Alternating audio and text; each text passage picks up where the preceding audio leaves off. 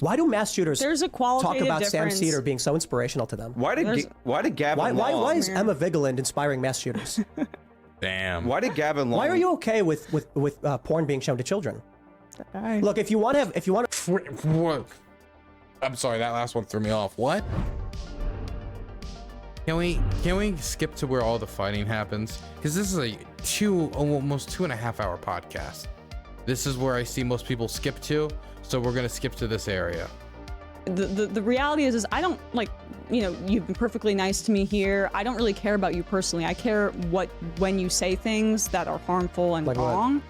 Like the hoax statement about... That wasn't wrong. That was an opinion. It was wrong. It was completely factually inaccurate. It's not factually inaccurate. You called it a hoax because you know that your audience is going to feed into it, and then you parse it later so you have plausible deniability about it. But specifically what I said was... Yeah.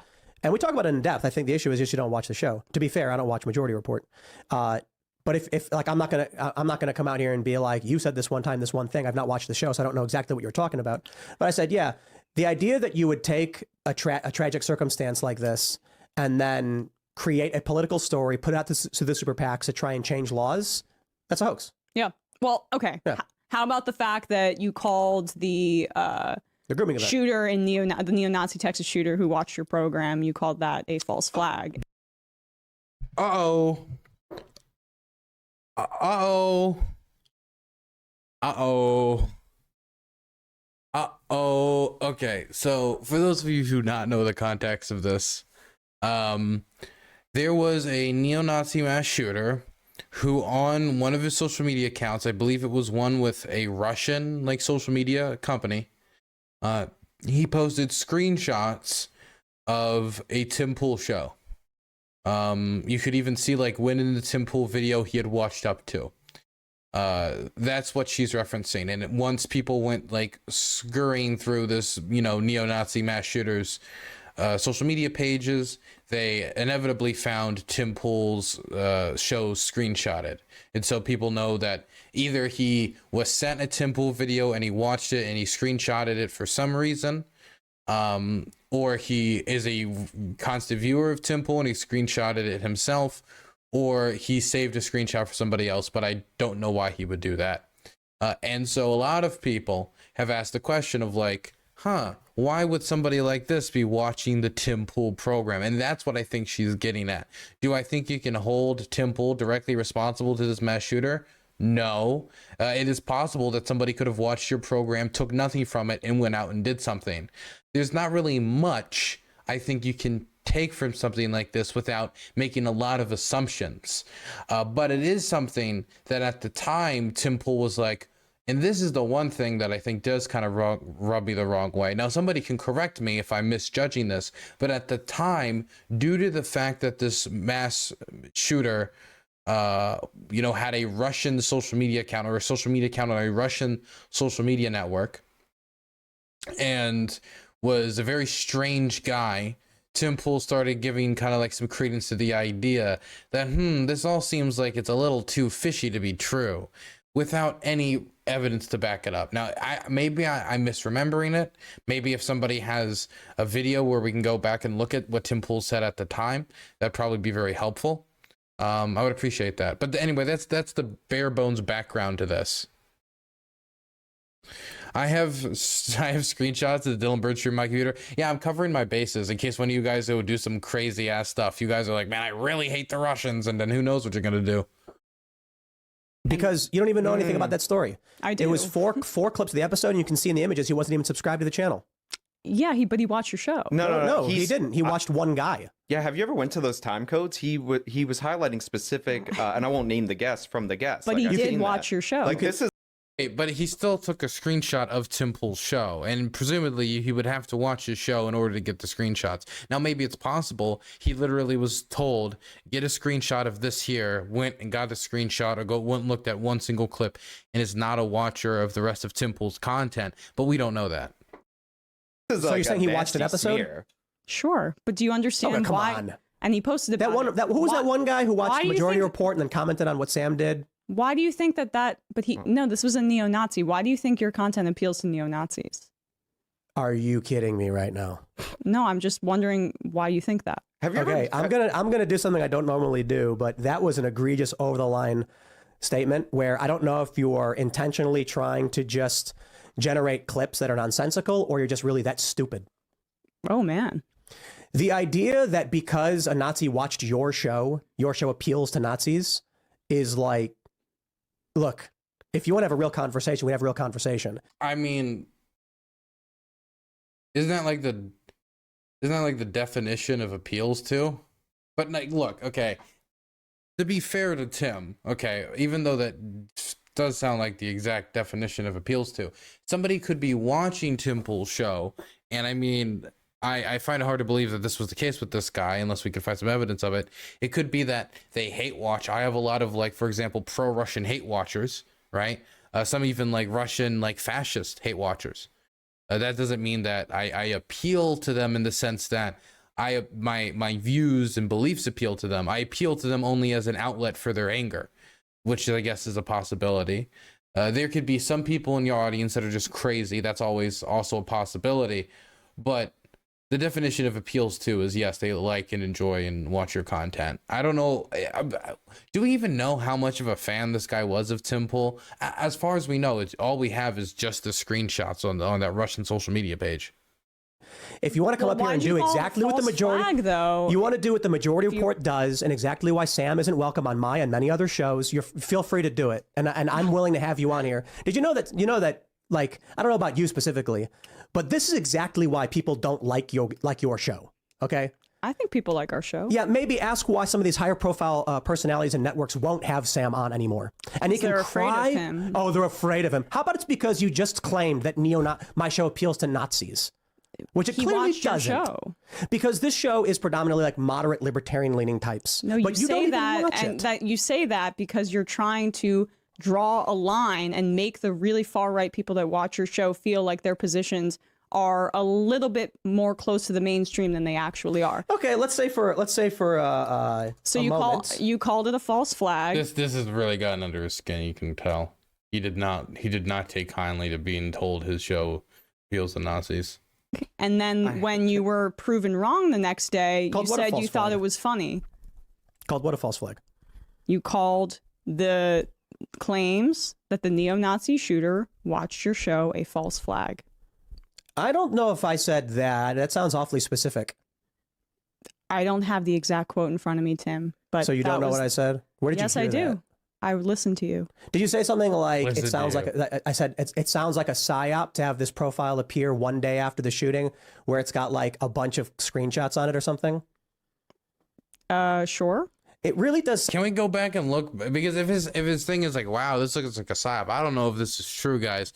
That to me would still be distasteful. Like, you have nothing to believe that outside of the fact that you probably wouldn't want to be in any way associated with the neo-Nazi mass shooter because he's a fucking neo-Nazi mass shooter. Okay. Here it is. Thank you. For disaster. And I'll put it simply, I think it's multiculturalism.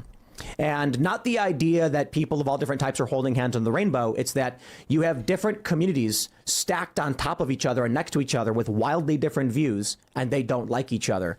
And then people who are crazy will do crazy things. But what ends up happening today, we have this story from the Daily Mail. Revealed Texas gunman staked out massacre mall to monitor peak times 3 weeks before killing 8 and posted details on Russian social media alongside photos of Nazis, guns, and ammunition. You see, here's where we get into the psyop. No one knows if this Russian social media profile is actually belongs to this guy. A Bellingcat researcher named Eric Toller just said, oh, Eric Toller, he has a really good record. He's really good at this stuff. He's really good with open source intel stuff. He was also the guy who found out about he was able to identify Jack Textera, the guy who did the Discord leaks. I found this profile that looks like it's his. In fact, I'm pretty sure he even said, I didn't verify it, I don't know. Now, the photos that are coming out, I don't want to show many of them considering the sensitive nature of these things. They don't show his face. Okay, so him saying this is when the psyop comes up. I mean, you would have to ask his intention in saying this.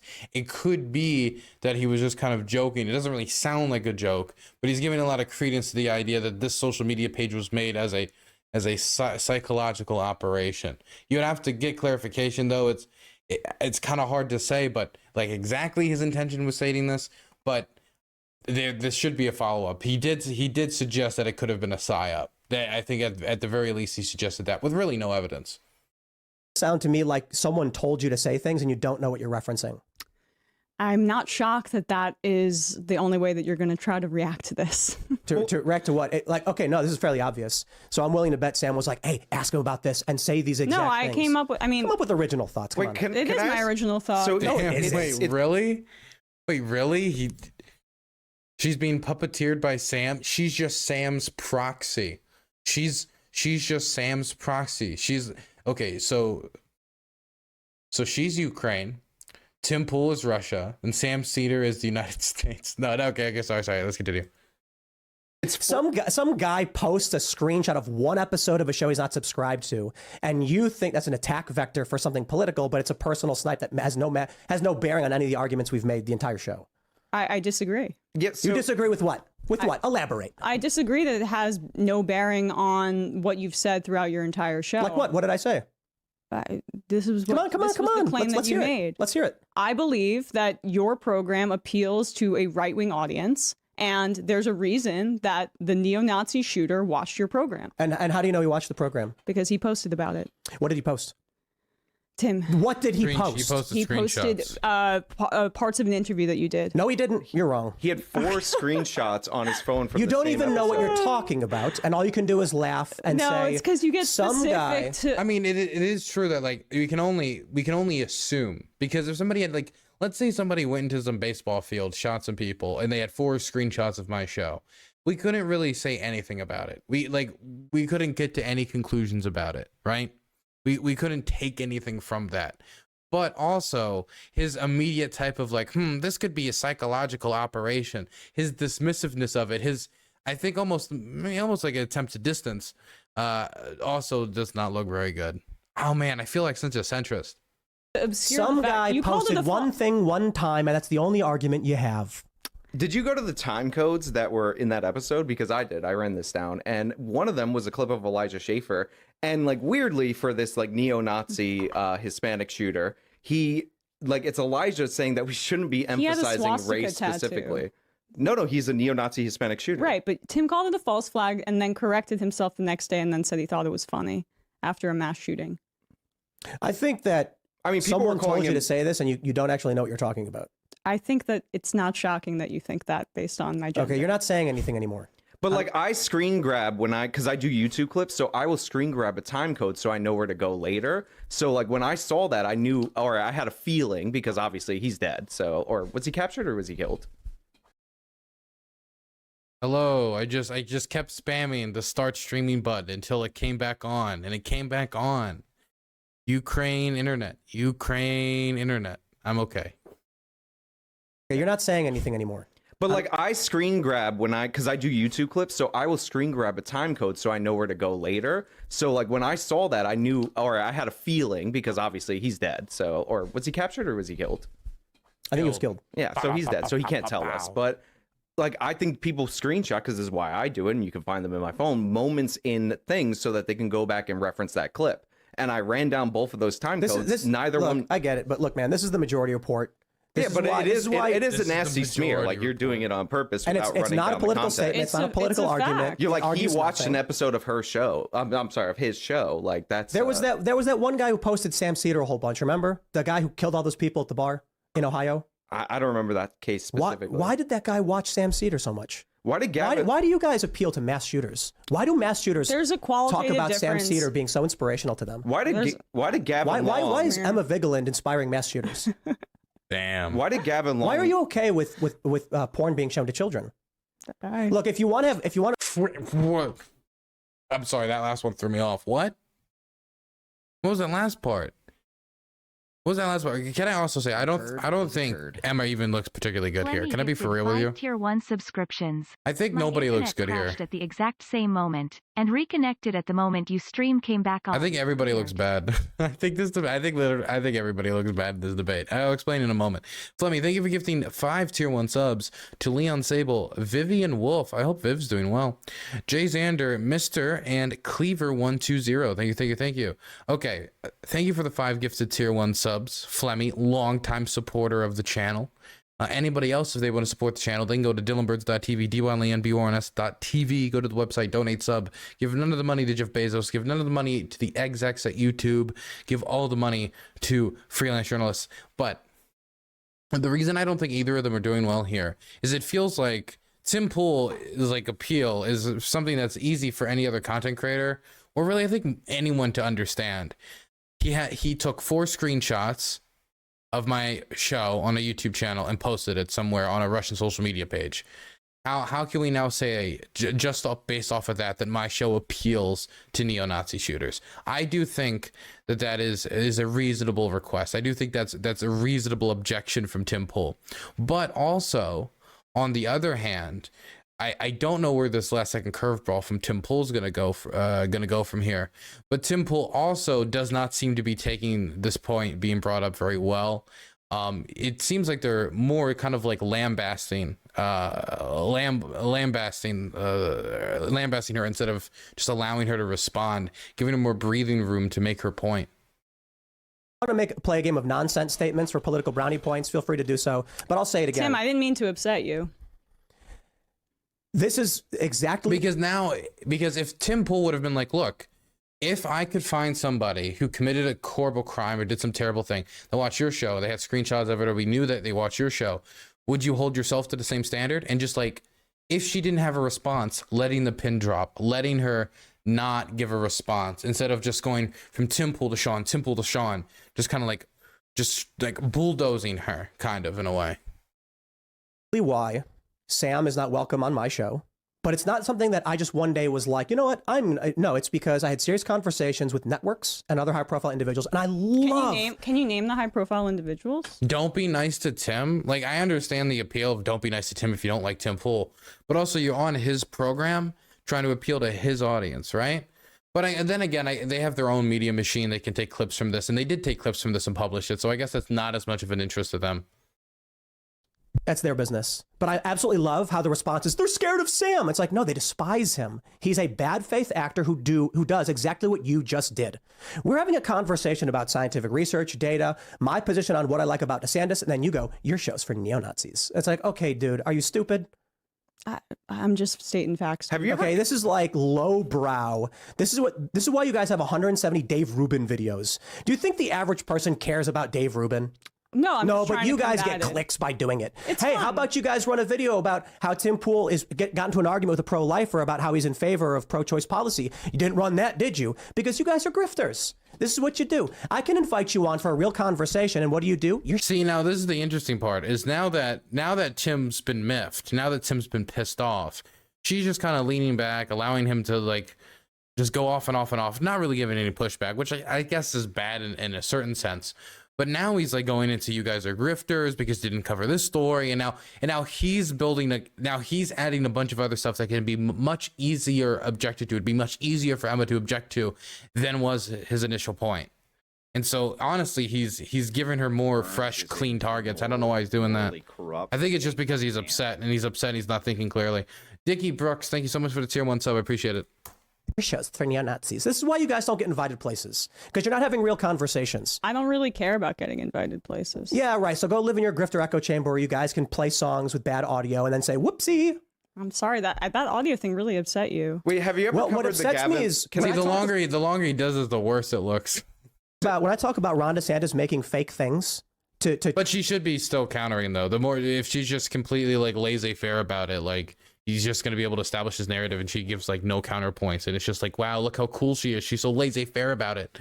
Trick people, and that's what you guys do. It's kind of like, how about that? We do AI images? When you run audio that sounds bad to make a nonsensical video where you're like, Tim Pool sounds like Nickelback. Well, he's back on this?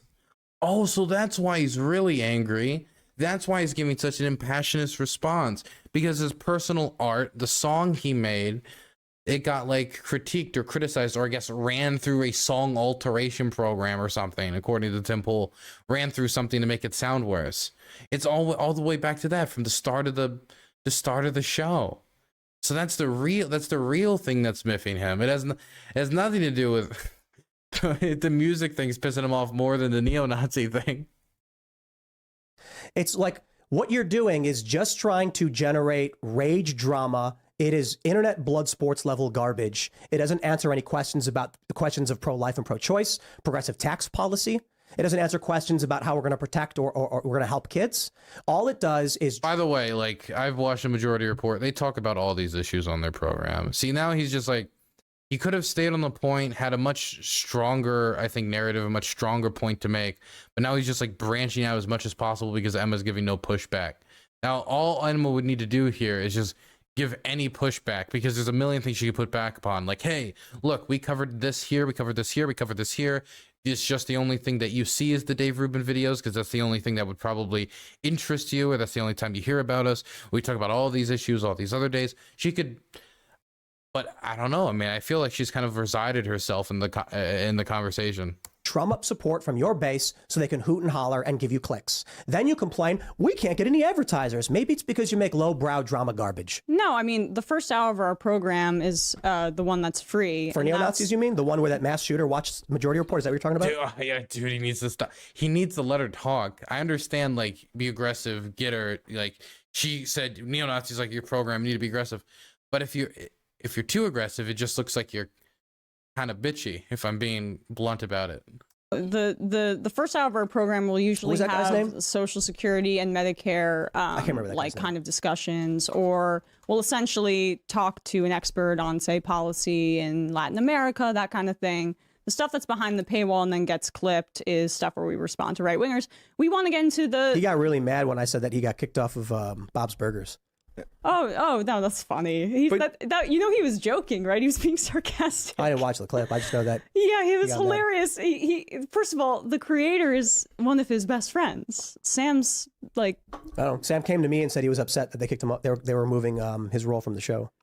I think he was joking. But used to be at TYT. That's a great Gavin lie. Long, who was the Baton Rouge shooter, watched. That's a fantastic lie. I love good lies, okay? I love a good lie. Okay, this sounds demented, but I like unharmful lies. I like going around and saying, like, did you know my grandfather was actually half Japanese and he worked with kamikaze pilot? Like just random lies like that that'll just come up like a few years later and be like, oh no, I was just fucking with you. Just completely making stuff up to mess with you.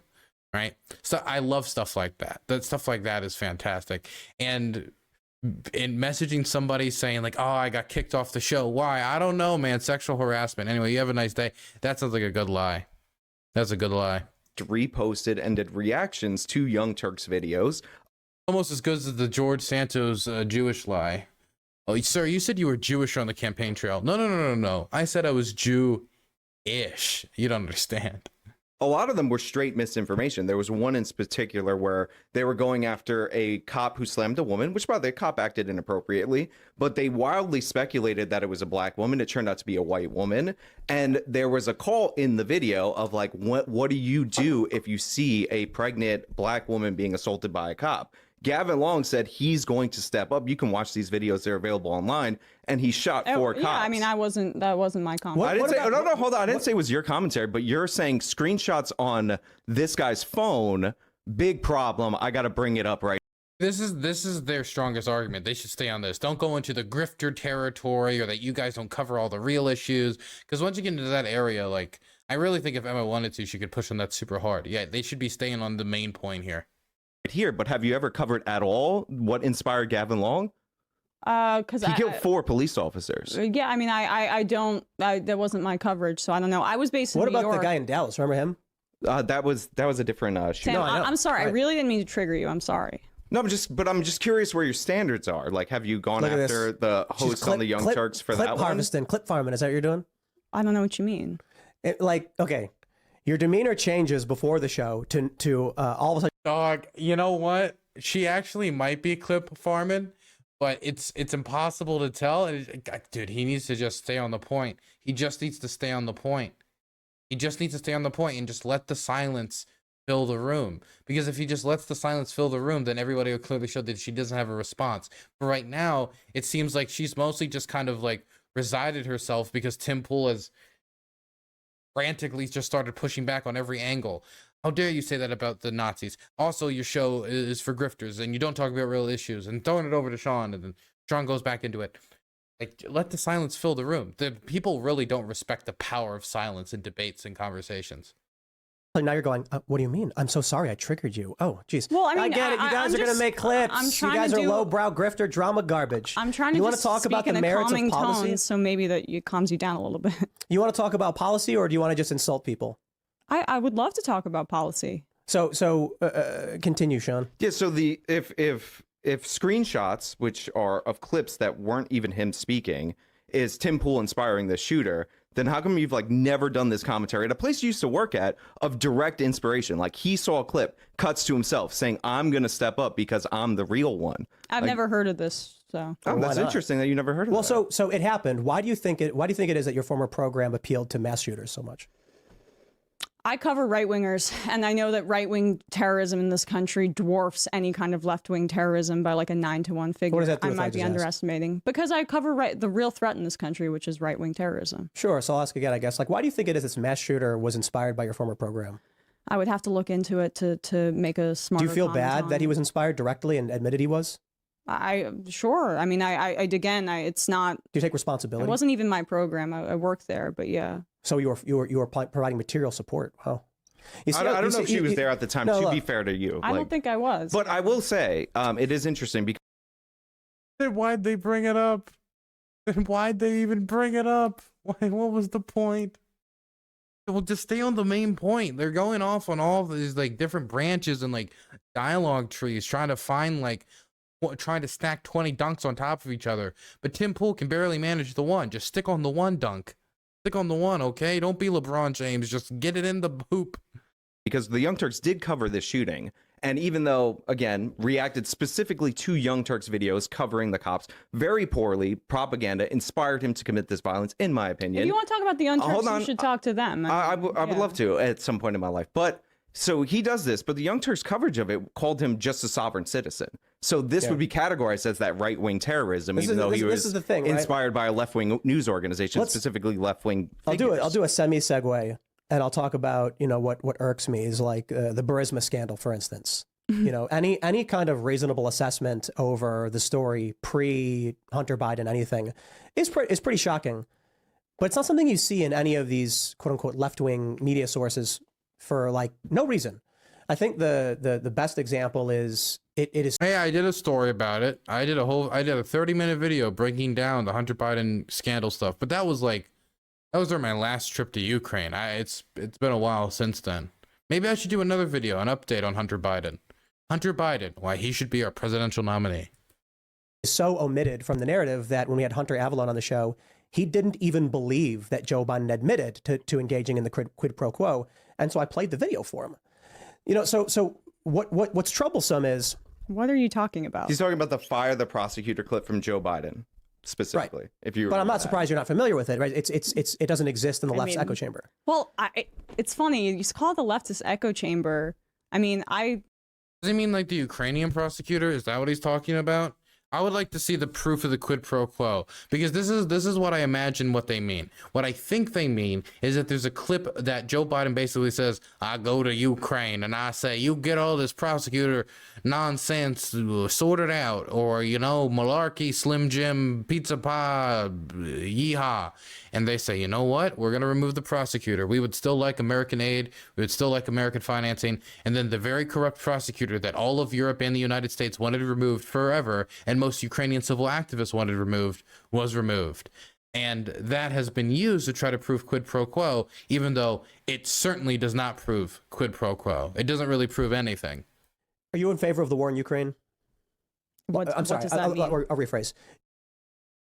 Do you believe the U.S. should be involved in providing material support to the Ukrainians? Amen. I have been in favor of it. Yes, I do think that there are legitimate concerns about the continuation of doing so without brokering a peace and it becoming some sort of proxy for U.S. like war criminals within the United States. Okay, what's the concern? Let's hear it. What is the concern? That if we give them too many weapons to fight off the Russians, it'll not be within the Ukrainian people's interests? I want to hear the concern. But in terms of like the Russian invasion, I am completely opposed and in support of the Ukrainian people. Yeah, it's more a question of like, should we have given, what are we at, like 100 and 200 billion? Dude, nobody knows. Nobody pays attention. It's like 50. It's like it's less than half of that. We've sent about 50 billion in military aid, and a lot of it, honestly, has still not even arrived there. It's in like storehouses waiting to be sent over. A lot of it still hasn't been put out into the field of the aid that has arrived there. It's 120 billion. That would be fantastic, wouldn't it? I don't know, because there's guarantees which have not been delivered, and it's in terms of weapons. True. So I don't know what's actually been delivered. If we're talking weapons, right? We're talking about 50 billion. If we talk about different types of financial assistance, different types of aid, humanitarian aid, then I think we're getting closer to like 70, 80, maybe like 90. But that I'd have to go back and check specifically the humanitarian angle. This is what I don't understand. Like, people I used to know from back during Occupy are like flying Ukrainian flags and being like, we got to support this. Hassan Piker criticized me for saying we shouldn't be involved. And Yeah. He like, also said the invasion wasn't going to happen for sure, like 100%. Sure, Then it happened the next day. But my position, Damn, that's gonna be a big old target on Hassan's back forever, huh? has always been 99% non-intervention. Like, I've not changed at all in that regard. Okay. And the left has become pro-intervention, moving But we're them not, right. but It depends on the conflict. This is the problem I always had with I think a lot of this argument primarily, because I've heard this argument before. Bankrupt man. Before, what were the wars that America were involved in? Okay, the invasion of Iraq, built on what? Built on a lie. Built on a lie that there was weapons of mass destruction we needed to go stop. Then we invade Iraq, finds out that's all for nothing. Okay, so I don't think anyone really can justify the invasion of Iraq unless you're just a hardcore, like, we need to remove Saddam for removing Saddam's purpose, right? We just needed to, he was an imminent threat to America. There's not much of an argument, I think, that could be made for the Iraq invasion, right? Now, you talk about the invasion of Afghanistan. I think the case is obviously stronger than the invasion of Iraq because you have 9/11, an actual direct attack on the United States, and Afghanistan and the Taliban specifically were housing al-Qaeda operatives in training camps that were being used to train terrorists who would probably go on to attack the United States, or at least engage in terrorism across the region, if not attack the United States. You can make an easier argument there, but even then there was still opposition. I know Barbara Lee was the only congressperson who actually voted against going to war with Afghanistan, but the opposition built within the left in large part because there was no support there for the continued U.S. occupation. And the people who were supporting it, even they would acknowledge the high amounts of corruption, the high amount of financial mismanagement, the lack of progress in over 20 years of occupation. Now, you compare this to the war in Ukraine. This is a population who deeply wants our aid. This is a population that is fighting to protect their functional democracy, a democracy that is working, that in the last two elections, election monitors have stated that the elections have gone on and the results reflect the legitimate democratic will of the people, that the exit polling matches the results in the election, that there isn't like large-scale fraud that occurred, and they're trying to protect their sovereignty, the development of their country in a way that they want to, which is deeper economic deals with the European Union, a deeper relationship with NATO and the West, and developing their democracy further outside of Russian imperial interests, which is, you know, what the Russians want to do in Ukraine. They want to domineer it. They want to take away land. They want to erase this nation off the face of the planet. So when we talk about the factors that are involved in Ukraine, in the war in Ukraine, comparing it to the factors that are involved, for example, the American invasion of Iraq, we can ignore everything I said and also just bring up the fact that in one case, we invaded Iraq, the Russians invaded Ukraine, which I do think a defensive war against an invader is also very different than us invading another country based upon lies. So I do think the reasons people go to war, or the reasons why war are being fought, are important. It's extremely important. There are going to be wars that are moral and should be fought, and there are going to be other wars or proposals for wars that are terribly immoral and shouldn't be fought.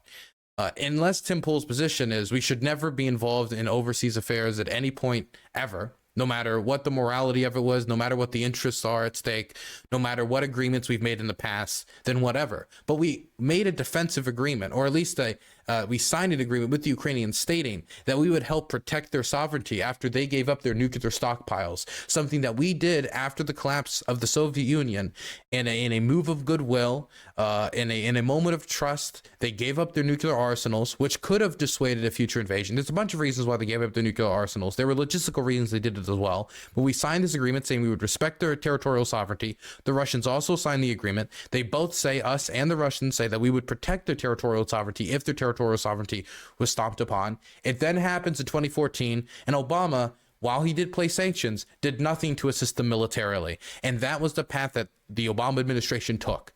And it did not dissuade the Russians. We only started sending lethal aid to Ukraine in 2019. We tried the other alternative. We tried the alternatives that a lot of people are calling for right now. But I just feel like those people haven't been paying attention to what the Obama administration's policy was, to what the Trump administration's policy was, to what the first year of the Biden administration's policy was on Ukraine. Anyway, let's continue. I want to see what he has to say. But it's not a gigantic transformation in the left. It's that the factors involved in this war are very, very different. But Ukraine is on the defense. They were invaded. This is not the same thing. Talk about Kuwait and Iraq and you want to talk about that? Kuwait, yes. I mean, if we want to be blunt, yes, I believe that Iraq should not have invaded Kuwait. This is also what the UN agreed, because the UN brokered a peacekeeping mission to remove the Iraqi army from Kuwait. The whole world agreed with this. The Russians agreed with this. The Chinese agreed with this. Everyone agreed with it. Even the people who didn't directly agree with it, they at least abstained from blocking the intervention. Yeah, the Iraqis shouldn't have invaded Kuwait. I'm in favor. Look, we were the equivalent of Russia in the case of Iraq. We invaded under completely false pretenses. We invaded under illegal pretenses. What I'm saying is, like, this just and we killed and decimated that country. Hundreds of thousands dead because of the US empire. If the left empire. position was only opposed to war because of the circumstances of the war, then I would say the left is more pro-war and to the right of me on war. Well, then Tim Pool's stance is no war ever, war bad, peace and love. I mean, I don't know, man. That just feels like kind of like fairyland. I'm completely anti-war, but the war happened because Russia invaded, and now Ukraine is trying to defend itself. Right. So you're anti-war, you oppose war. Yes. But you're to the right of me when it comes to Ukraine. What is to the right of... Okay. So war does not necessarily have a right or left paradigm. Just because you're in favor of a war in a certain instance, or in favor of fighting against an invading army, that's not necessarily a right or left-wing position. If America was invaded by communist China tomorrow, would it be the right-wing or left-wing position to shoot back at them? It's not necessarily either position. There can be a left-wing war. For example, let's say we invaded a country in order to, like, protect the workers of the country because they were being terribly exploited. Then maybe you could say, I don't know, that seems like it has left-wing sympathies. Maybe we invade another country and we say we invade in order to establish religious values and conservatism and free up the markets, and maybe you could say that's a right-wing war. But when it comes to sending the weapons over to Ukraine, what would make it a right-wing war or right-wing to support aid to Ukraine? I would like to hear that. What is it? Is it the defense of their democracy? Is it the defense of their sovereignty?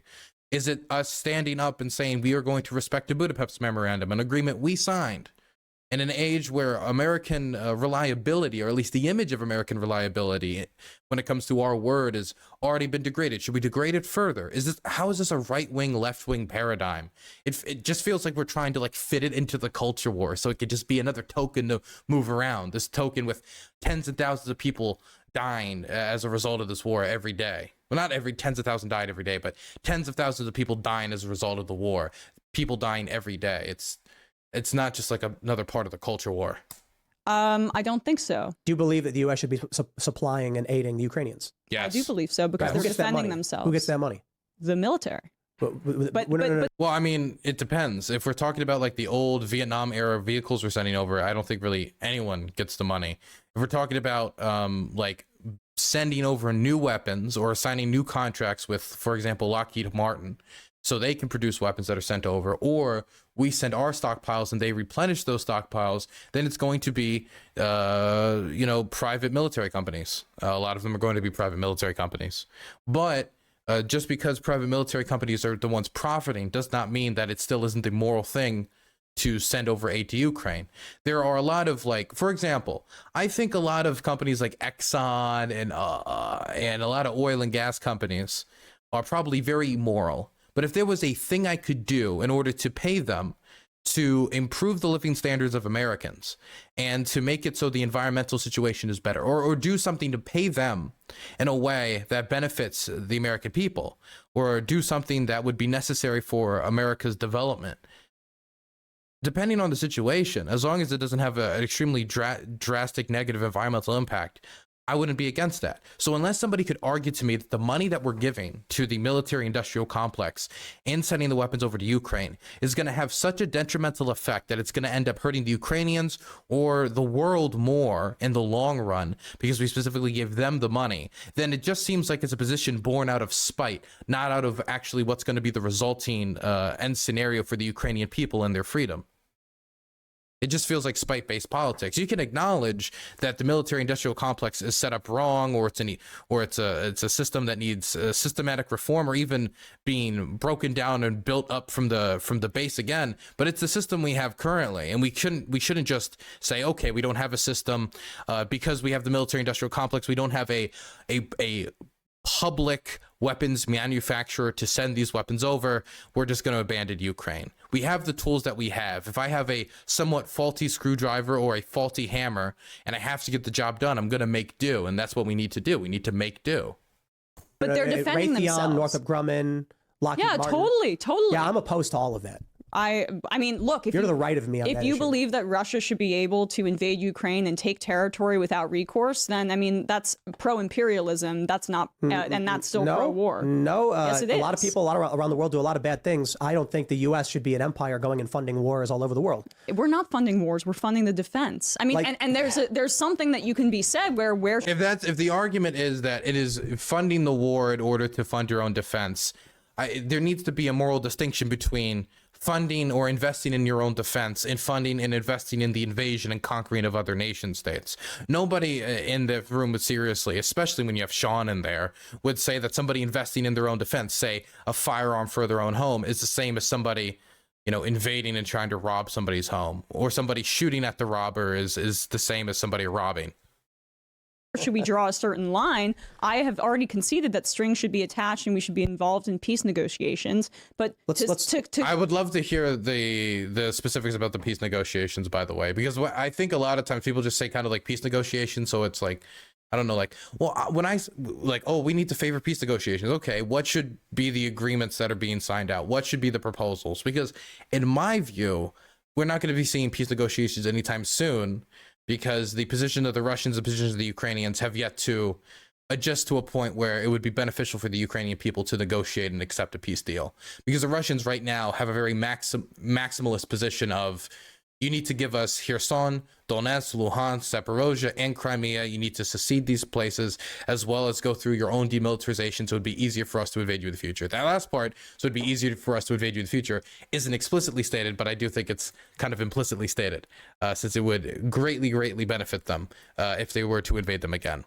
So I would want to hear the specifics, right? Because it's easy to say peace negotiations, but sometimes the want for peace is not always entirely achievable based upon current conditions. If someone was to yell peace negotiations and say like 1943, when we're talking about World War II, or even not even World War II, there's a lot of other scenarios where peace negotiations, the positions were just too distinctly different for them to come to terms with it. Another example would be the American Civil War, where the American government did not want to compromise, and I don't think it was good. It would have been a good thing for them to compromise on the secessionist slavery movement of the South of the Confederacy. To flatten the power dynamics here, I mean, I would imagine this is like the same argument that you hear when it comes to Israel and Palestine, right? Where Palestinians are defending themselves, and then it's, oh my gosh, they are just it's completely symmetrical. Israel and Palestine. These are two actors just battling it out. So you're in favor of intervention there? I would love to fund the Palestinians so that they were able to have a better life for themselves. You are to the right of me on foreign policy. Well, we already fund Israel. I don't know what Tim Pool thinks right wing and left wing is, but right wing isn't just when you have gun, and left wing is when you have peace. That's not how it works. If that's the case, then there's a lot of communist leaders who were very, very right wing because they were very violent people. Dude. Yeah. Are you against that? That's a tougher question I don't have an answer to. Then you're in favor of funding military. We fund the Iron Dome. Literally saying, we fund their military-industrial complex. Anything enough about it? Then if it's your principle and you're anti-war, then you should be saying that we should cut funding for Israeli defense right now. I lean. That's why I said 99%. I'll say I absolutely lean against providing military aid to Israel. I just don't know. I will say a new war in Ukraine, in a territory that we are not, the United States is not, doesn't mean that I'm. Hey, thank you so much for the raid from Kier Speaks. Thank you so much. I appreciate that, buddy. Thank you. As far left as possible on the question of imperialism, it means that you are to the right of me on that issue.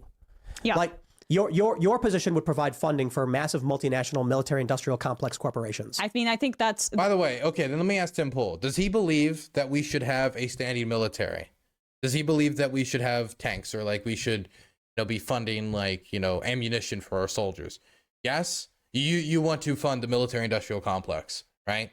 Now, if you want to have a systemic question about, because so like at practicality speaking, that's the system we have. And as long as we have it, we have to work around it because every nation needs an armed forces. And if we have allies, we want to be able to support our allies in their time of need. And in Ukraine is certainly in a time of need.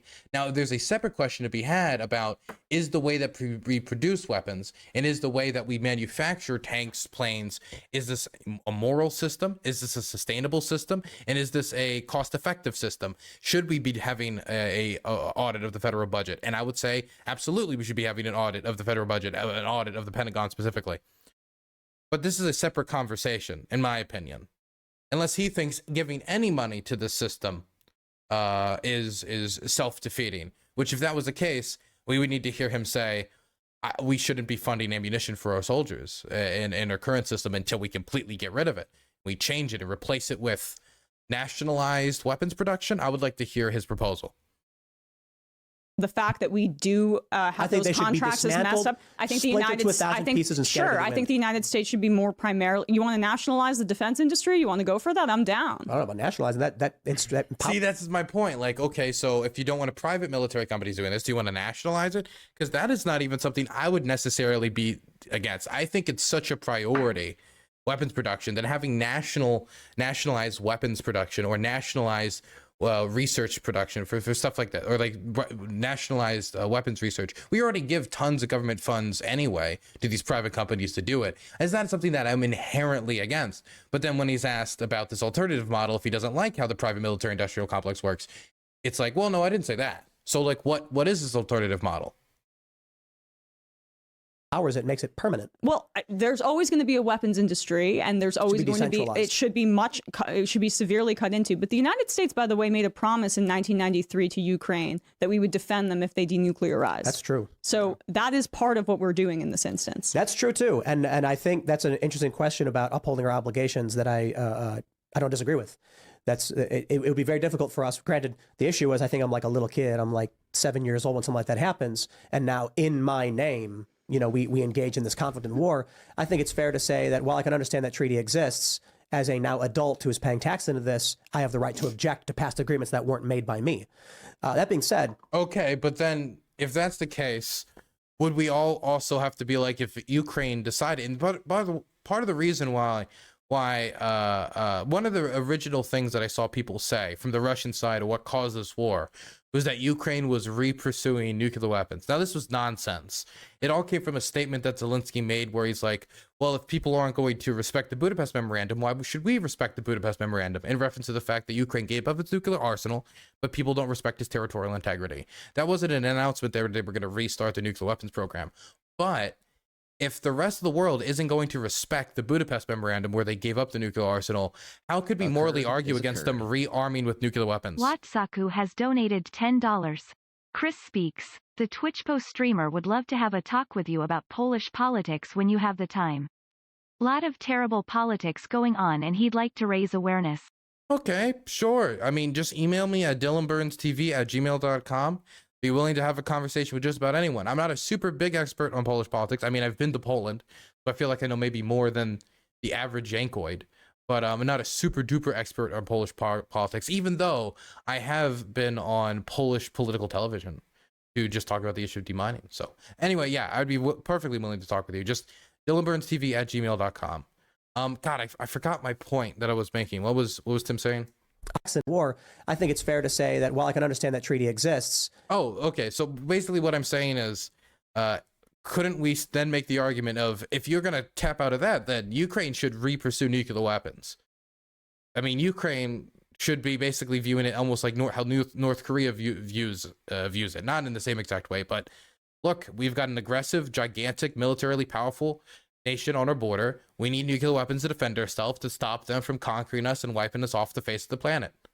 And then we've got a nuclear-armed Russia staring down a nuclear-armed Ukraine in a conflict where there are Russian soldiers currently deployed in internationally recognized Ukrainian territory. Now, I hear a lot of fear-mongering about the risk of like nuclear Armageddon mounting from this crisis, and I'm not saying that there's no risk of nuclear weapons when it comes to this crisis. But if you wanted to make the situation more dangerous on a nuclear level when it comes to, the atomic bombs and fission, having both Ukraine and Russia be armed with nuclear weapons could make it that much more dangerous by having more actors involved with nuclear weapons, even if it would be more fair on Ukraine's side. Anyway, I do think we should respect the agreements that we signed with Ukraine. As a now adult, I don't think we should be degrading America's reliability on the world stage any further. Who is paying tax into this, I have the right to object to past agreements that weren't made by me. That being said, my point on this one was specifically, I see all these Ukrainian flags and profiles. I make a comment in agreement with Hassan where I was like, he was right about Mr. Beast. And then I was talking about military intervention and how it's wrong. We're spending $100 billion on this war in Ukraine. We shouldn't be doing it. And then he laughed at me over it. And I'm just like, genuine question. When did it be? Okay, so Tim Pool is against all aid to Ukraine, humanitarian and military. He's like, we shouldn't be sending any of this aid. Okay, so to be clear, Tim Pool's position is basically just, it's not our business. I don't care if we signed an agreement. That agreement was signed when I was a very small baby. Who cares? Or maybe I was always wrong. When I was at like Occupy or doing these like anti-Iraq war protests back in the 2000s, I thought that it was the left position to oppose military expansion, military industrial complex. But today it's inverted. Was it the left position to support intervening against, for example, embargoing the Japanese when it comes to their horrific actions against China? Was that the left-wing or right-wing position? I don't think it's necessarily a left-wing or necessarily a right-wing position, definitely depending on the reasons you did it. For example, let's say a right-winger supports sending aid to Ukraine because they want to please their donors of the military industrial complex. But a left-winger could support aid to Ukraine because they believe that liberation is taken, not given, that the Ukrainian people have a right to have their own democracy, have a right to their own sovereignty. They're against having Russian soldiers go into suburban communities like Bucha or Irpin or areas like Izium and filling up mass graves. In Izium, we had the largest mass grave uncovered in Europe since the Yugoslav genocides, over 440 bodies. We have all these atrocities being done against the Ukrainian people as their identity itself is put into question. And the accusation of ethnic cleansing is made as Ukrainian children are deported illegally from their nation. That orphans are taken out of orphanages and deported back to Russia to be Russified, to try to make them speak Russian, not Ukrainian, to make them to accept Russian passports, to make them to accept the Russian identity and reject their old identity that they were raised under while in Ukraine. Somebody can look at that and say that all of these atrocities, this rejection of Ukrainian sovereignty, this rejection of the idea of the Ukrainian nation state, the Ukrainian identity, this kidnapping of children, and this attack on Ukrainian democracy as Ukrainians try to defend their democracy, I think it would be good for us to support them. On top of the fact that we should respect the agreements that we signed. That is not necessarily a neocon John Bolton position. That is a position that you could find broad support in amongst a whole host of different political figures. From like all the way from Ayanna Pressley all the way over to somebody like Kissinger. not Kissinger, but Kinzinger. He's a former Republican congressman. Strangely, it's the Trump supporter saying no war. No, because they're in favor of pro-war. Russian imperialism. That is, you're again flattening power dynamics of who was the invader and who has been invaded. That's not what I'm talking about. I am in favor of the United States abiding by the treaty that we promised Ukraine in 1993. I'm not talking about any of that. We said that we were going to defend them if they do denuclearize. And by the way, why I'm more pro-war than you. To be clear, does that mean Fidel Castro and Che Guevara was right wing? Is that what we're saying now? Che Guevara, because he was pro-revolution, pro-sending weapons to revolutionary movements around the world, stuff like that. Is he now a right wing figure, no longer left wing? This dynamic is so silly. I'm sorry, it's just a silly dynamic. Anti-war, Jesus, anti-war than you. Is FDR now right wing because he supported, whatever. Let's continue. That I'm in favor of broad denuclearization, and I think that we should continue to make our promises to countries that choose not to engage in making nuclear power. How does that make you more than me? In nuclear weaponry? I don't disagree on that at all. Okay, then there you go.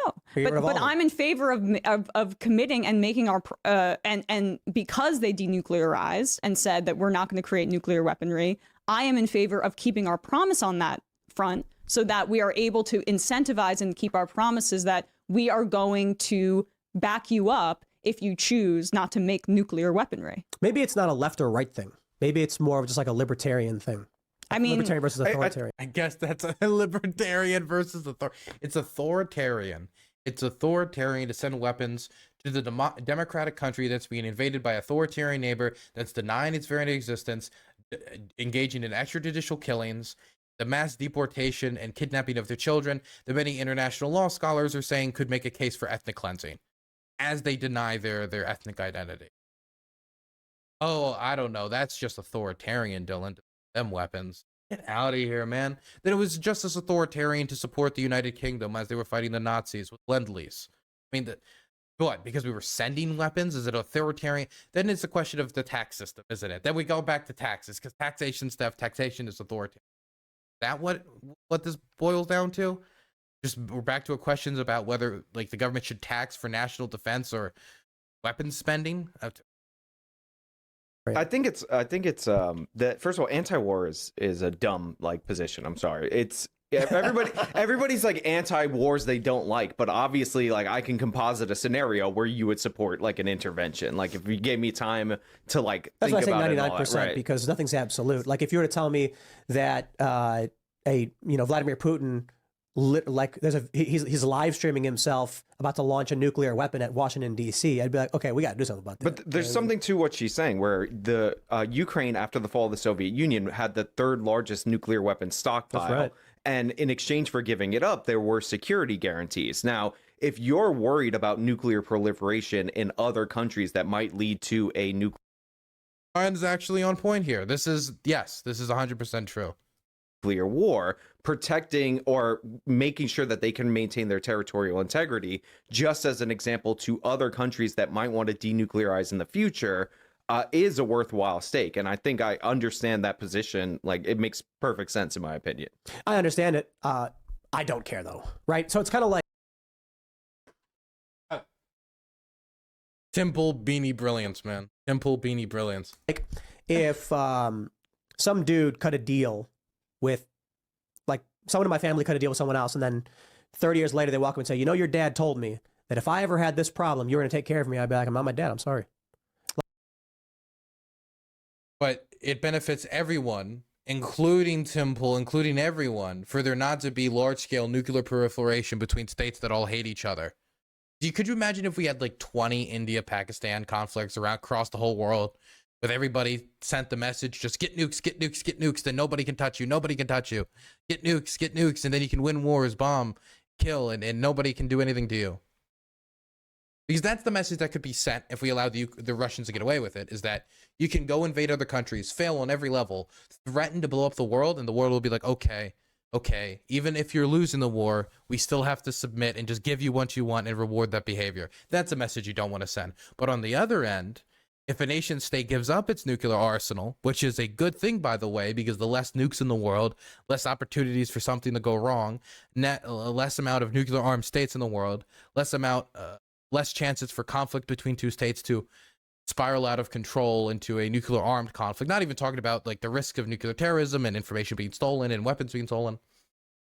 But on the other end of that, if a nation state gives up its nukes, and then immediately the lesson is taught that, oh, they can give up their nukes even with explicit, like, yeah, okay, security guarantees. Okay, yes, my security will be defended. And then it's immediately trampled upon, especially since one of the people trampling upon it is one of the parties that signed that agreement, Russia.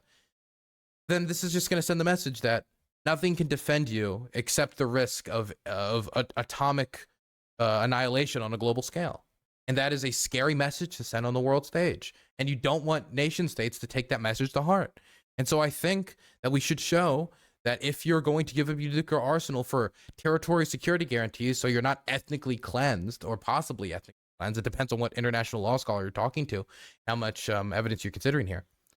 If you should respect those agreements, you should defend these nation states which sign these agreements, not only for their security, but for our security, and because it's better for the entire world. Like governments change, policies change. And the idea that because 30 years ago, someone cut you a promise means that I now have to spend $200 billion defending you. The people. Dude, what the fuck is this number? Okay, originally he said like 100 to 120, which is already crazy, okay? Because again, the number is 50. Now he's up to 200. Where are these numbers coming from? The numbers are changing so quickly. In the time Tim Pool has spoken, U.S. aid in his mind has doubled to Ukraine. And in the short, like 1 hour period between the first time he addressed this and the last time he said it. No, actually it was, I think the session's only 10 minutes. So in 10 minutes, it's gone up by 100 billion. Of this generation who are inheriting this country did not agree to that. No, it's fine. So what does that say to people who might be manufacturing their own nuclear weaponry? That it doesn't, that the promises made by the world superpower don't really matter. And yeah, I don't like the idea of America necessarily being this, like, world superpower. Like, I agree. My views is probably different from you in that regard. I'm more so like, I think it'd be great if we brought jobs back here, if we protected the middle class, maybe had stronger workers' rights. 100%. Maybe. Well, none of these things are contradictory with us also upholding our agreements with another nation state to protect their territorial integrity if they agreed to give up their nuclear stockpiles. It was beneficial for us. It was beneficial for Europe. It was beneficial for everybody that they gave up the nuclear stockpiles. And in return for doing that, we made this agreement with them. And now we're talking about going back on this agreement. What message does that not only send to Ukraine, but the whole international community? This is the problem with isolationism. This is a problem with isolationism. Is if you don't.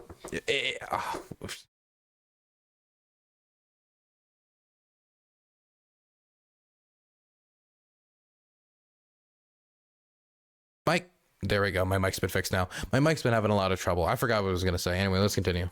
Unions, I'm in favor of that. Tariffs on imports for two reasons. The idea that we'd manufacture a car in China and then ship it on a boat over here just to waste energy because someone's willing to do it cheaper is nonsensical to me. Just buy American. So we need to build up the incentives for all the manufacturing to happen here in the United States to create good jobs, to protect the workers. Worry less about whether or not we're going to go blow up some foreign country, a bunch of kids in it or something like that. But I think we're not blowing up the foreign country. The Russians are blowing up the foreign country, and we're helping said foreign country defend itself with air defense to literally make it so they're getting blown up less. That's what the Patriot air defense missiles are doing. Whatever. Like there's like like you're not seeing this past like what's currently happening now.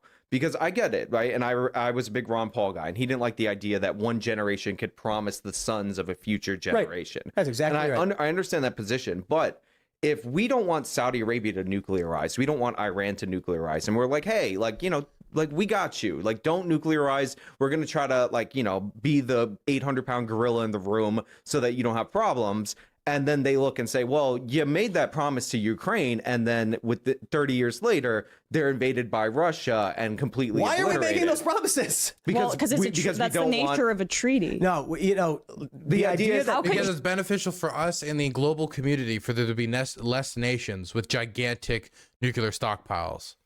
How could any treaty exist, Tim, if people had your position and just said there should be no nuclear stockpiles, period. But as long as there is nuclear stockpiles, it would be better if less actors had nuclear stockpiles than more actors. Just more opportunities for failure. Yeah, fuck it. People, So that's anti-diplomacy, and that's pro-war. Oh, come on. Being Me literally being like, we shouldn't go to war. Like, that's pro-war. Well, being the anti-diplomacy idea that is we can make a pro-war. treaty around, here's why we won't attack you. Totally fine. Here's a treaty around, I'm going to allow your citizens to cross my border with no visa, and we'll reciprocate, like, back and forth. And then having one being like, in 30 years, if anyone comes to fight you, we will fight on your behalf, despite the fact that you're not an allied nation or a bunch of other issues. I don't think at any point ever the U.S. should have been making these promises. And then to come out and be like, but now Saudi Arabia is, I'm sure every country is going to be upset if we don't fight on the behalf of some other country. No, it's not. It's not about. There are limitations. Look, nothing's absolute. I get it. We're in this position now. There's an interesting question of South Korea.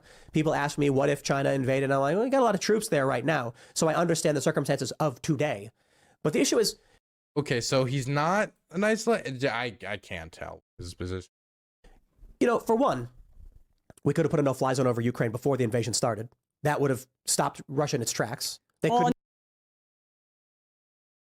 What? Okay, so the entire time he's arguing against like interventionism, and then his solution is just be 10 times more interventionist and have direct jet confrontations with a global nuclear power.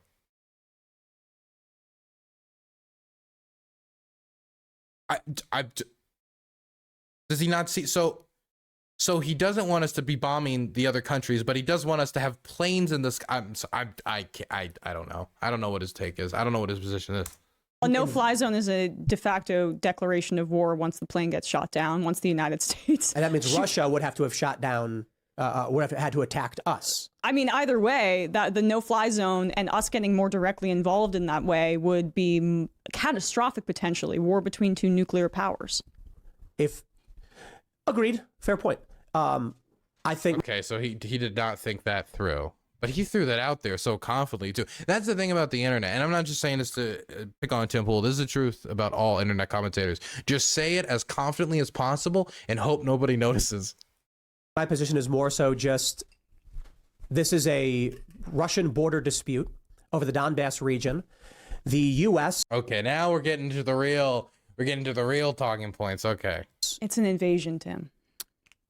I mean, if that's what it would be called, then a Mexican invasion and annexation of Texas, Nevada, and like California, that would just be a border dispute. But it's an illegal invasion.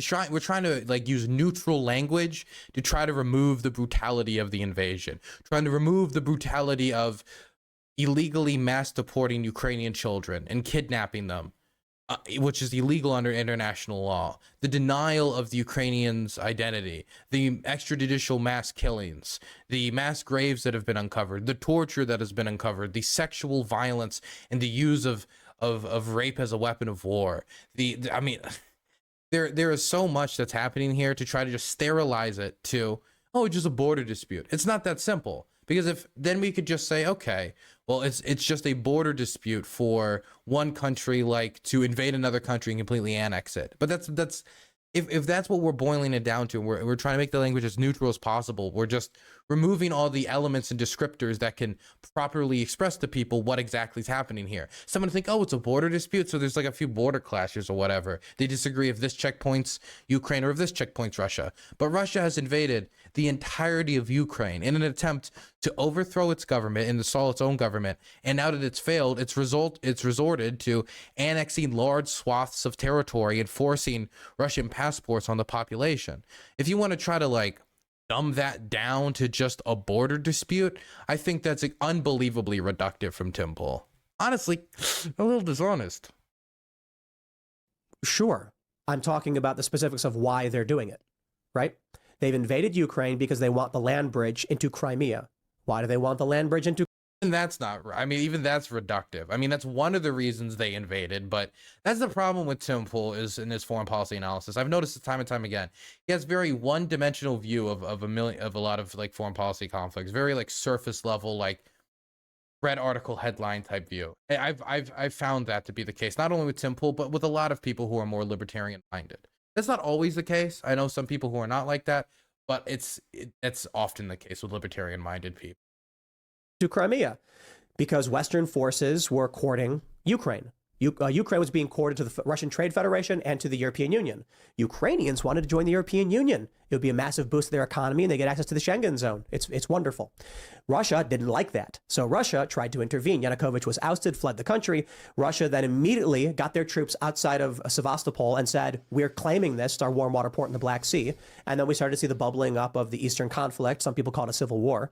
And then finally, when Russia was losing and said, if we cannot lose access to the Black Sea, they said, we're taking the Donbass. And this is where we are. It's a territorial imperialism. So why are we involved? Because of a treaty from 30 years ago. Yeah, because we agree. Because this is the reason why some Ukrainians didn't want to give up the nuclear stockpile. They were like, look, you know what's going to happen? Russia's going to start saying they're Ukrainians, Kushmanians, they're not real. Just like the Turks said, you know, the Kurds are mountain Turks, or any other number of like erasure of their people. And then eventually the Russians would come knocking again. This is the same reason the Estonians, Latvians, Lithuanians, Poles, and the Finns, the most recently, joined NATO out of a fear of this type of Russian chauvinism and imperialism. And so, because we saw it was beneficiary to the world, including us, for the end of the Cold War to see mass denuclearization, and because we wanted to see more stability in Europe, and the Ukrainians, of course, wanted the protection of their sovereignty, we made this agreement. We signed the Budapest Memorandum. Not only we signed it, but the Russians signed it. We tried to include the Russians in this process. The Russians then disregarded the process, went back on the process, and then that's when the Ukrainians went to the West in 2014, asked for support, and the West basically said, no, we'll sanction them a bit. But this was, I think Christopher Miller wrote a very good book on this, where he interviewed a lot of Ukrainian politicians about this time period. But in that time period, the West basically said, no, we don't want to provoke Russia. We'll do a little bit of like sanctions. And so the Ukrainians were left to fend for themselves. And then people question, oh, why did Right Sector rise? Why did Azov rise? Well, these groups rose because nobody else would rise. They're not the only groups that rose in the time, of course. They were actually a minority of the volunteer battalions that like rose up combined with the military. If you look at the total fighting force at the time, it still wasn't these hardcore nationalists. But there's a reason they rose, and it was because there was nobody else to fight for Ukraine. There was nobody else in Ukraine's corner. And in the next 8 years, we tried this milquetoast policy of basically like saying, well, you know, the Russians have interests, and we're not going to push them on Crimea, and we're not going to push them on Donetsk, we're not going to push them on Donbass. And it was only until 2019 that we actually started sending lethal aid.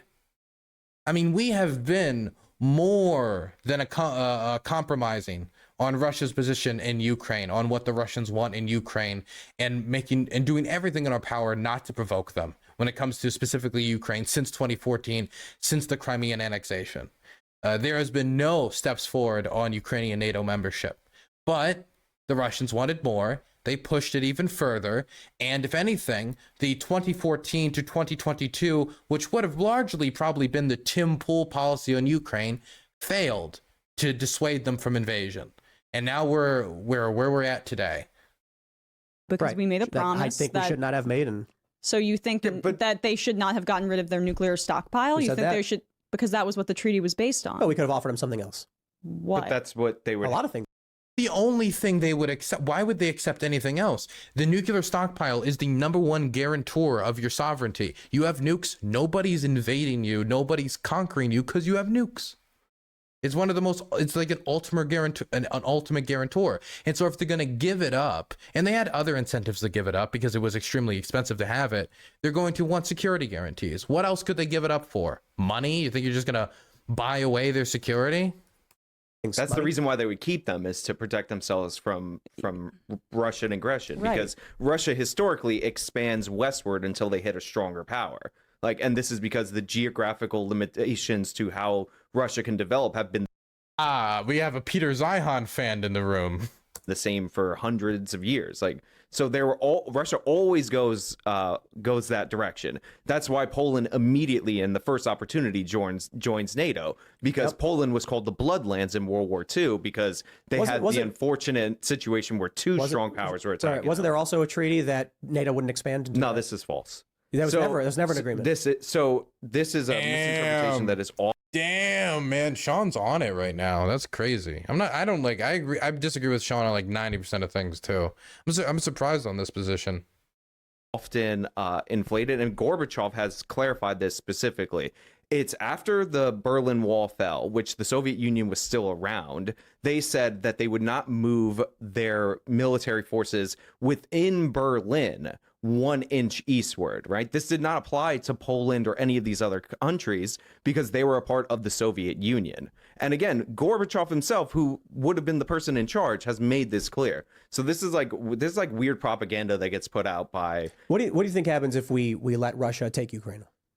I mean, I think they're going to try to expand their sphere of influence as far westward as they can possibly do, because that's what they do historically. But this is completely denying the sovereignty of Ukrainians. I mean, what does Ukraine want? They want the ability to defend themselves, and the United States is providing them with that. And we can. Yeah, I mean, like, we could talk about it just on like the geopolitical level of, well, will the Russians stop here? Probably not. I think one of the most, like, I don't want to like tell you their plans because they don't have their plans, but Moldova is an obviously weak target. It's a target that's not a NATO member. It's a target that'd be right next to Ukraine. So if they conquered Ukraine, they could use Ukraine as a launching point. And they've already got troops stationed in Moldova, about like 1,800, in this kind of weird proxy kind of rump state of Transnistria. That's been a sticking point since the collapse of the Soviet Union.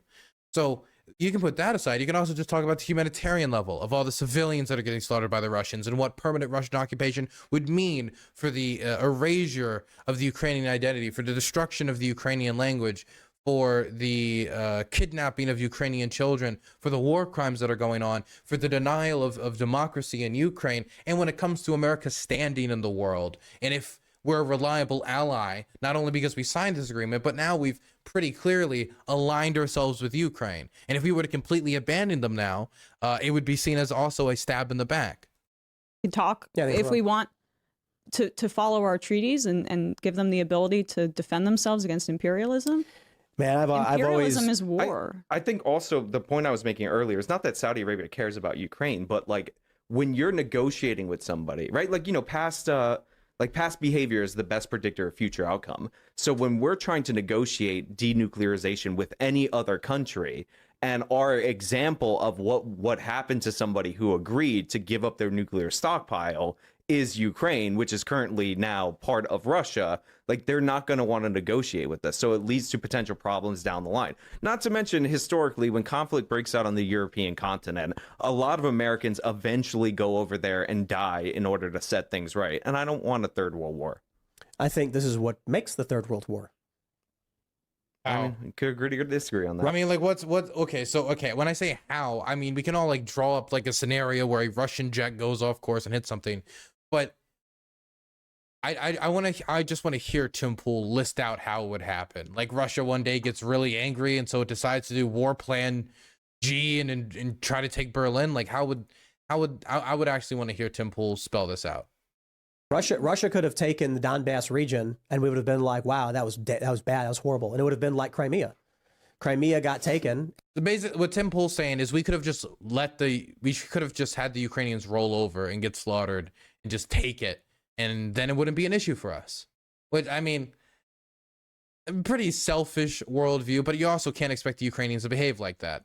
And it was a big news event. And but weren't they shelling the capital? Was it not beyond the Donbass? They were marching on Kiev during the first day of February 24th. Region where they were attacking? Pretty sure it was just the Donbass region. No, they were marching on Kiev February 24th. No, they were shelling Kiev. They were shelling all over the country. I mean, look, let's be real, right? They were trying to remove the government. They tried to assassinate Zelensky multiple times. How much does he know? He did like a full like synopsis of like the basics of the conflict earlier, but then like he'll like meet at like an information gap. We'll find like an information gap here, and then I start to question. There we go. It's fixed again. Sorry, my mic is just garbage. But then we'll find like an information gap where he misses like some vital context for the arguments that he's making. Russia does he talk about this often? Claims the whole territory of the Ukraine and like their greater Russia as part of them. So like they may be saying Novorossiya. There's ethnic Russians right now. Some connections here. There we go. That's beautiful. But Novorossiya translates to New Russia, though. When I said I called it Greater Russia the other day, and I kept calling it that. And I saw people in chat in my comments be like, Dylan, it means New Russia. Yes, it means New Russia, but it's easier to describe it as a Greater Russia because it's not like a separate New Russia. I was trying to talk about it to an American audience. Please forgive me. But yes, it translates into New Russia. Like there might be ethnic Russians in the Donbass. Should we go to war with China? Absolutely not. Depends on for what. We're not in war with Russia right now. So that's the difference. That's the real line that that's the other thing. We haven't lost a single like American soldier fighting in Ukraine. This, like the Ukrainians are the ones paying the vast majority of the toll here. Definitely when it comes to loss of life. I feel like, you know, having them have some say at the very least, or at least a priority in say, and when this violence ends and when it's been enough, when to tap out. I think their say in their own nation's future should be a priority. I think that's a good recipe for success for not only their own country's development, but for also the development of a peace plan and a long-lasting peace, so we don't have to revisit this in like 20 years. A lot of people, I think, would be perfectly fine signing a peace agreement with the Ukrainians just like, okay, we'll give up Donetsk, Luhansk, Zaporozhye, Kherson, Crimea. We'll do everything you want, Russia. And that's probably what Trump would do first day in office, from how you listen to his rhetoric and how, we're going to have a peace deal first day. If you were to do that, I don't think that means the violence ends. I think number one, the extrajudicial killings are still going to continue. The mass graves, that's not going anywhere. There's still going to be torture. There's still going to be brutalization in other ways. But I think there's also going to be anti-partisan efforts. There's going to be car bombings. There's going to be assassinations of public officials and people working with the occupation. And there's a decent chance that the war could just start up again in like 5 years and you pass down the struggle to another generation of Ukrainians. Needs to be drawn is making sure that this does not become a proxy battle. And there are forces that want to push for that. I mean, I think that, frankly, the Biden administration has been a bit more disciplined, and I'm happy, than I initially anticipated on this front. I remember when the initial invasion happened, Hillary Clinton went on cable news and said, well, this could be a real opportunity to weaken Putin. And we called that out in the Majority Report. I mean, Putin is weaker since the start of this invasion. That is true. Whether that should be the priority of the United States to weaken Putin, that's a separate issue. But his administration is weaker, which isn't that crazy. If you were a Russian and you were looking at how this war was being managed, it's not that surprising that now we're starting to see cracks form. As an incredibly dangerous notion. So she wanted war from the get-go back in 2016. Sure. I mean, that's the kind of force within the Democratic Party I'm trying to beat back. I think that America being a global hegemon is a good thing, because those power vacuums will be filled when we leave.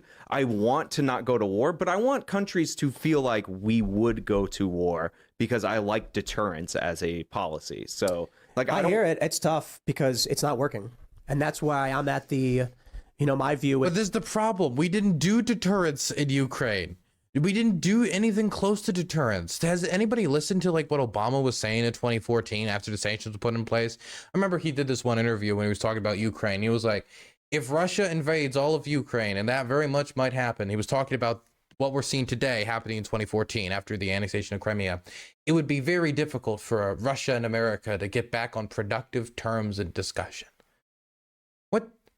That doesn't sound like fire and fury. That doesn't sound like, if you touch Ukraine, we will go to war, we will crusade. It was too weak of a statement. It was too spineless of a reaction. If anything, I think it encouraged Putin to think like, we basically got to go in there, like wreck house in Ukraine, and nobody said or did shit besides the Ukrainians, and they were too disorganized to mount a real offensive or a counteroffensive. The anti-terrorism operation in Ukraine, which was their counteroffensive in the Donbass, was not enough to break the Russians. So I am really okay. No, that's a lie. I'm not really surprised by Tim Pool's position, if I'm being completely honest. Would go to war, because I like deterrence as a policy. So, but yeah, we weren't really even trying deterrence outside of like some sanctions. Like, I hear it. It's tough because it's not working. And that's why I'm at the, my view is strengthen this country, shore up our defenses, focus on empowering our people with the ability to live, work, eat, sleep, Medicare. What is that? I'm not Medicare, medical care in some capacity. Medicare for all, potentially? That's a specific thing. I call it public option. How about that? I call it universal basic health care. What does that mean? We provide basic health care to all people. How so? Well, I mean, if you want to get into the intricacies of it, I could ask you the same question. I'm saying that... Yeah, through taxation. The average... For me. Creating a socialized healthcare system. But I don't know if I would call it a socialized healthcare system. Probably because I think you're going further than I'm going with it. I'm saying like, how else do you raise money then to have like? So somebody brought up a good point when he says shore up our defenses. What does he mean? Should we be building like coastal defense in California? Like I'm not saying that we should be unsecure. We should improve cybersecurity, things like that. But we're not going to get invaded. Like a I'm not saying not Texas. I'm saying like if my limit is usually like if someone's got some like rare degenerative genetic disorder that requires $20 billion to treat, like we have a limit. We can't do that. You know what I mean? That's why I say basic. There was a story about a kid in like I think it was Louisiana who had a genetic disorder. The treatment cost $1 million. And the family demanded the state cover it. The state said we can't afford to cover it. And but why do you think that healthcare is so heavily inflated in terms of costs in this country? Well, for one, the insurance companies are all corrupt and broken. Absolutely. In Germany and the UK, they spend half of what we do, and they have socialized healthcare, and they have better outcomes in terms of life expectancy, infant mortality. Didn't Trump do the thing with like cheaper insulin from Canada or something? I think Biden might have done something to like the insulin was a part of the negotiations in the Inflation Reduction Act. But I just want to point out, like, those are horrible metrics: life expectancy and infant mortality, for two reasons. Okay, I think they're moving off of Ukraine, and I think that's a good jumping off point. Because look, the beanie guy's great and everything, but I think I've had enough. I think I've had enough of this. The Ukraine section was the most interesting because it felt like Tim kind of, I don't know, it almost felt like he was only like half in there. Do you know what I mean? Like compared to how he was defending his musical performances earlier, it feels like he had like half the amount of passion or commitment for this topic. But I was surprised by Sean, and I'm happy by Emma's response on it largely. But it feels like Tim Pool has, I don't know, I feel like he can maybe do a little bit more digging into this topic. It didn't feel like he had any real responses to concerns about nuclear proliferation. Definitely, since one of the main concerns of the people who don't want to send aid to Ukraine is the idea of causing a nuclear incident. But then nobody thinks about the long-term consequences of what it could mean for the international community if the precedent is set through the Russian invasion. Anyway, that's enough of that.